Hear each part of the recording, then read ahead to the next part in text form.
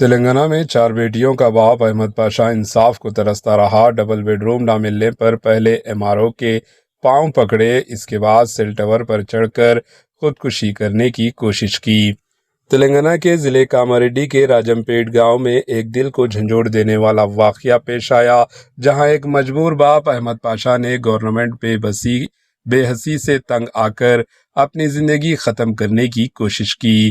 تفصیلات کے مطابق احمد پاشا نامی شخص جو اپنی 4 معصوم بیٹیوں کے ساتھ کرائے کے ایک چھوٹے سے مکان میں رہ کر زندگی گزار رہا ہے، انصاف کے لیے در در کی ٹھوکریں کھاتا رہا۔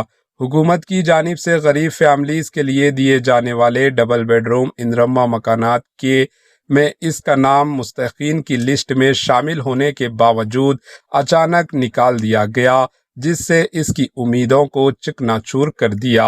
متاثرہ شخص احمد پاشا کے مطابق اس نے تحصیلدار MRO کے سامنے ہاتھ جوڑے، یہاں تک کہ ان کے قدموں پاؤں میں گر کر رحم کی اپیل کی، مگر اسے مایوسی کے سوا کچھ حاصل نہ ہوا۔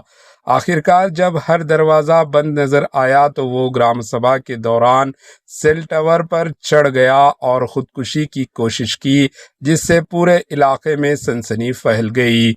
احمد پاشا کی آنکھوں میں آنسو اور دل میں درد صاف جھلک رہا تھا جب وہ اپنی بیٹیوں کے مستقبل کی فکر میں بے بسی کا اظہار کر رہا تھا۔ یہ واقعہ نہ صرف ایک فرد کی داستان ہے بلکہ اس نظام پر بھی ایک سوالیہ نشان ہے، جہاں مستحق غریب افراد کو ان کا حق حاصل کرنے کے لیے اپنی جان تک داؤ پر لگانی پڑتی ہے۔ اور بتا دیں کہ کانگریس حکومت میں صرف کانگریس کے کارکنوں اور انہی کے لوگوں کو اندرما مکانات دیے جا رہے ہیں۔ یہ ہر منڈل، ہر گاؤں، گلی کوچوں میں چھوٹے لیڈر اپنے مکانات حاصل کر رہے ہیں اور غریب کا نام آنے پر اس سے رشوت بھی طلب کر رہے ہیں۔